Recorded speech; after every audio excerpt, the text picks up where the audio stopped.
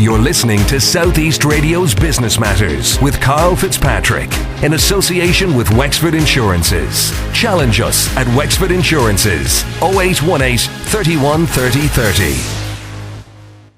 I'm now joined in studio by Eamonn Karl of Wexford Festival Opera. Eamonn, start by telling us about your role with the Wexford Festival Opera, please. So I've been working with Wexford Festival Opera and Wexford Opera House since 2008, Karl. I arrived at a fundraising and sponsorship management career, and I've been in Wexford now, it's amazing to think, 5 years, and I've really enjoyed the time, and we've gone through a period obviously in which we opened the new Opera House, and we are now 5 years in the new home, as we still call it, and of course it's a wonderful asset, and it's something that is a really important part of the Wexford and indeed Irish arts infrastructure. And I was delighted to speak at the JFK event about the importance of Wexford Opera House and indeed the Irish arts tradition in the context of the United States and developing relationships. And we have since 2009, really, soon after I began my time in Wexford, began to think about investing more time in the United States and seeing how we could develop our network of support and our base of support over there in the North American market. So what was the first step in doing that? The first step really, Karl, was beginning a process of spending more time in the United States. We first visited with the Wexford Festival Opera hat on. We first visited New York back in 2009, and we've spent a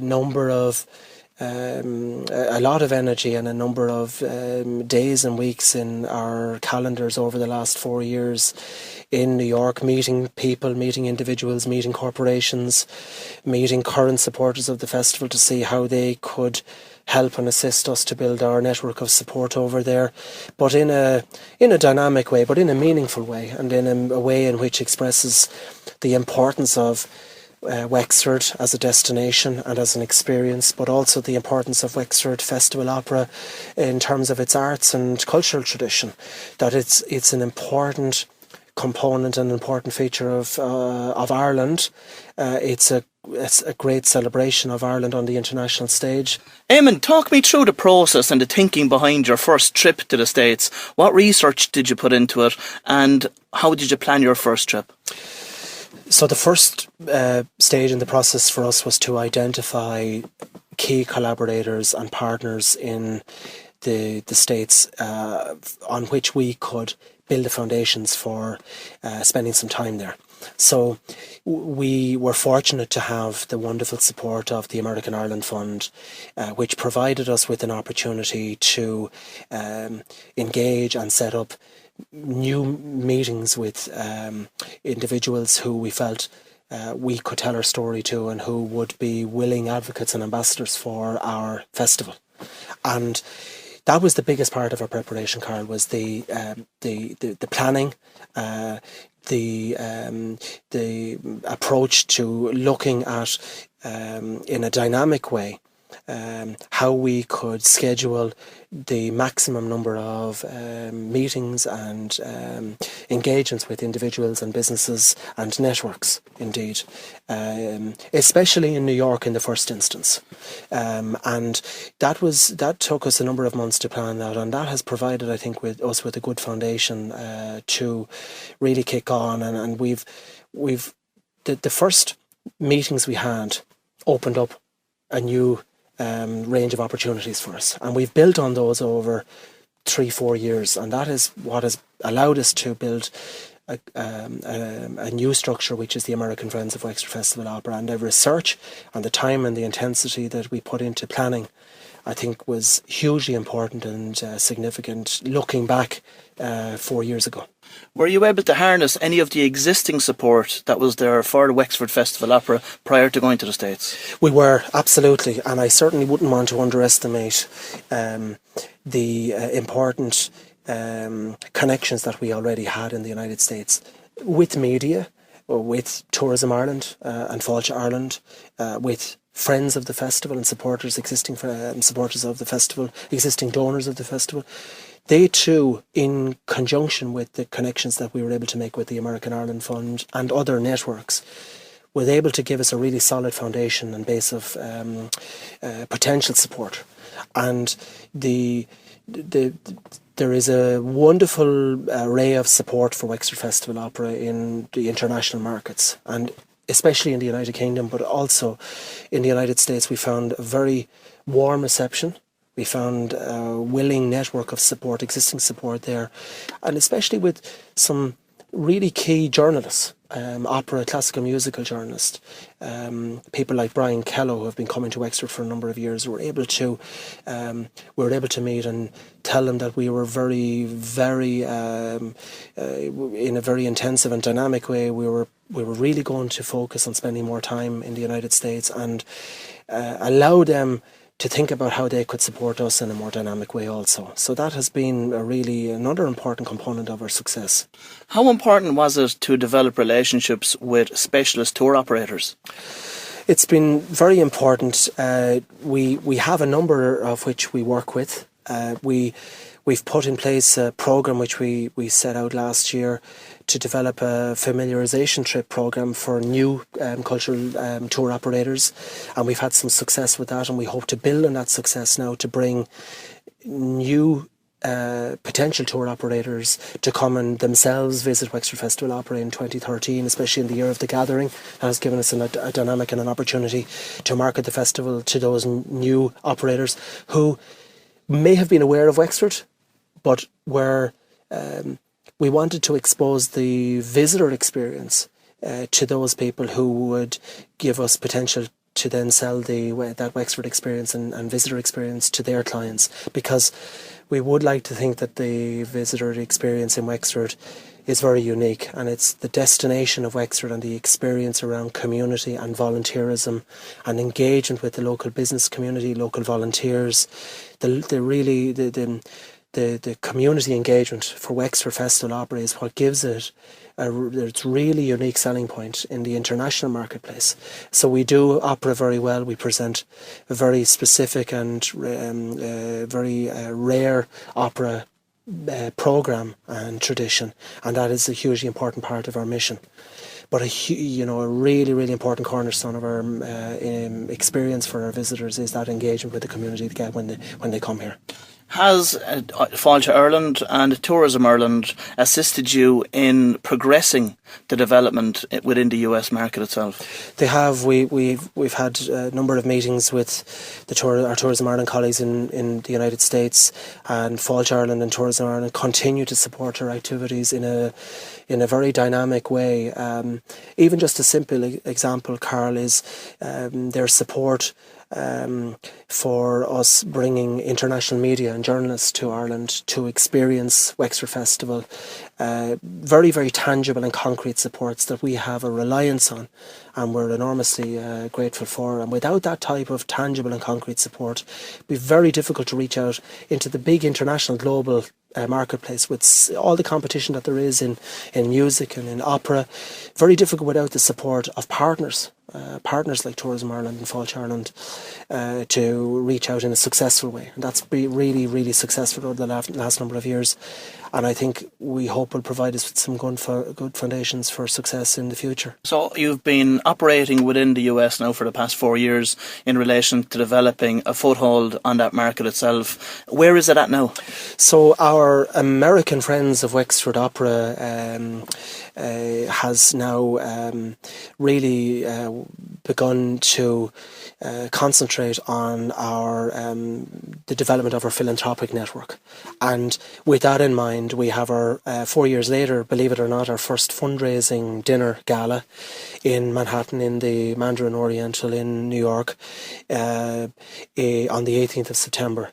And it is we have a dinner committee, and we have already carried out an extensive piece of work around selling and marketing that dinner gala.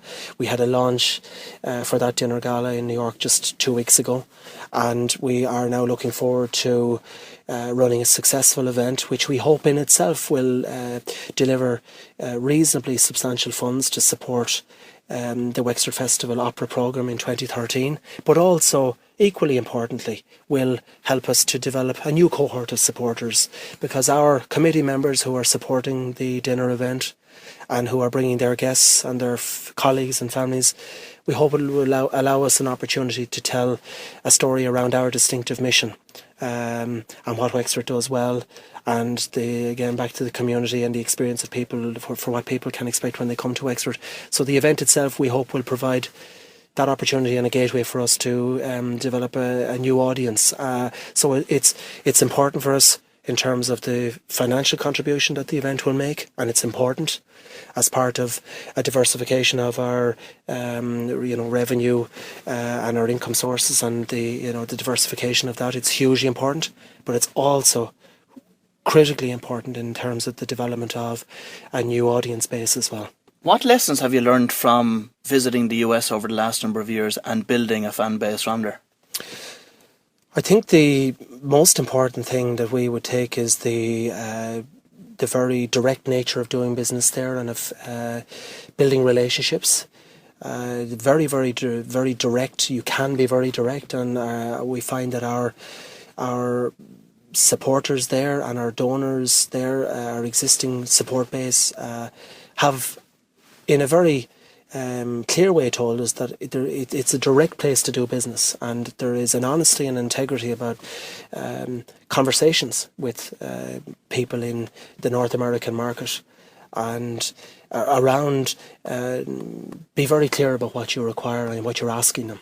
And we think we've learned quite a bit in terms of that model, and lessons that we hope we can apply to our conversations and our engagement with Irish donors, Irish sponsors, and I think the directness is something that we've really been taken and struck by.